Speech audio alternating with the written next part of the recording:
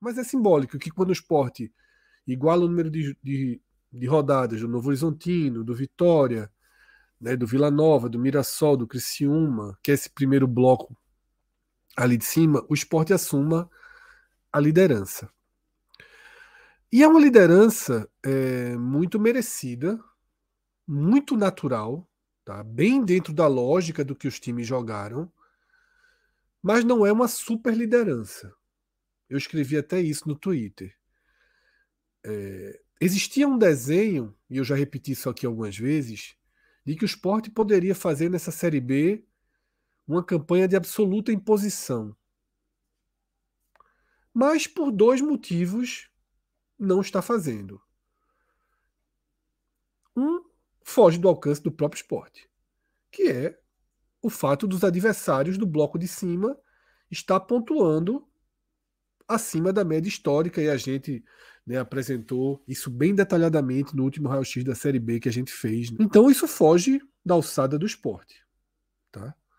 Para você ter ideia, o Sport de 2019, que a gente considerou um acesso tranquilo, e foi, né, com algumas curvas ali no caminho. Apesar da relação conturbada ali da torcida com a campanha, com o time, com o treinador, né? Exatamente. Para você ter ideia, o Sport tem 6 pontos a mais do que aquele time tinha com 12 jogos disputados. É uma campanha muito mais forte. Muito. Mas, independentemente dos adversários, ter 27 pontos com 12 jogos disputados não é uma campanha de imposição. Não é, que líder, que diferença para os demais. Isso se dá porque tiveram alguns jogos em que o Sport ou perdeu foco, ou perdeu intensidade, ou um pouquinho dos dois. Né, em meio a outras decisões mais importantes no momento, de Copa do Nordeste, de Copa do Brasil. Fora de casa, o Sport deu uma patinada. E aí, Celso, é preciso deixar claro que a gente cobra, mas a gente também precisa ser justo. Essa perda de foco numa partida, perda de intensidade em outra, também é muito natural, ainda mais para um time, para um elenco que passou por tudo que esse elenco do Sport já passou em 2023. Tá? Esse elenco aí já tem 2 feridas na alma na temporada, que vieram a partir dos méritos do próprio elenco. Tá? O Sport chegou na final da Copa do Nordeste como favorito, levemente favorito, mas tinha um futebol mais estável e com maior teto do que o do Ceará. Tá? Jogou melhor do que o Ceará no conjunto da decisão, ainda que tenha jogado muito mal no Castelão e não foi campeão. Jogou melhor do que o São Paulo no conjunto das oitavas de final da Copa do Brasil e não passou nos 2 casos, né? Revertendo o placar e perdendo a decisão no pênalti com o seu principal jogador ou um dos seus principais jogadores perdendo esses pênaltis decisivos. É muita ferida para você ir levando e levando, e a gente destacou de forma muito pontual nos jogos seguintes, né, a essas feridas, como o Sport reagiu bem. O Sport não deixou, não se deixou sangrar. Mas acontece, Celso, que tu às vezes vai para um jogo fora de casa, sabe? E não tem o que o técnico fale, não tem o que você ouça, não tem concentração que consiga sustentar que você jogue com o motor ali rendendo na alta. Às vezes vai na baixa mesmo.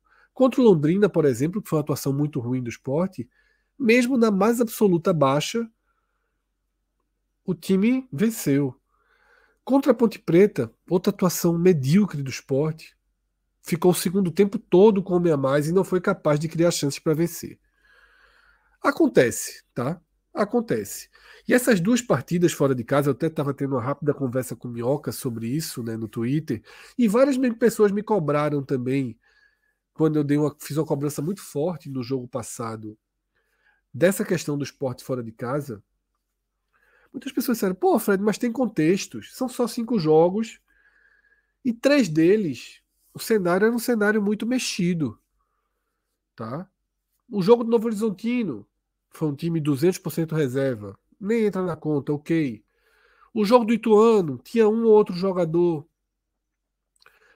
que foi dosada, que foi poupado, outros dosaram. Mas também foi um jogo das vésperas do confronto contra o São Paulo, a cabeça do confronto de ida, a cabeça muito mexida. Tá? O jogo contra o Criciúma, uma série de desfalques. Existem desculpas, sim, para essas 3 partidas. São 2 empates e uma derrota. Existem desculpas. Ninguém aqui vai fingir que são jogos absolutamente normais. Não são. Mas nos 2 jogos que deveriam ter sido absolutamente normais, Londrina e Ponte, o time foi mal apesar dos 4 pontos e apesar de ter ficado muito mais próximo de 6, né, do que de 3 pontos. Mas o Sport é um time que é um líder para a média histórica padrão, para dentro desse campeonato. Um líder que quem vê jogando, até considerando o que aconteceu fora da Série B, o início do ano, jogos contra Curitiba e São Paulo, quem vê jogando, eu diria que a maioria sente que de fato é o líder técnico, né, do campeonato moral. Já era antes de assumir a liderança matemática. E eu acho até que existe imagem para ser o líder absoluto do campeonato. Para começar a botar uma distanciazinha, né, para juntar todas as peças e formar a imagem do quebra-cabeça que a gente pensava. E talvez isso aconteça, porque o time está nos trilhos. Né? Com 12 jogos, eu vou repetir algo que eu falei lá em janeiro, com dia 28 de janeiro, dia 3 de fevereiro, falava assim: o Sport está onde deveria estar. E eu diria que hoje o Sport está onde deveria estar. Poderia até estar um pouquinho na frente, mas as curvas, calendários, desgastes, feridas do caminho deixam a conta. Futebol tem contexto, né, Fred? Isso, Futebol deixa a tem conta conexões, né? equacionada. Exatamente, Celso. Perfeito. E veja só, é um time que jogou 2 jogos sem público.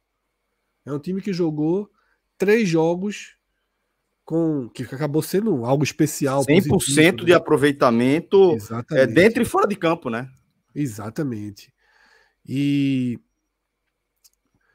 chega no ponto de maturação bom, tá?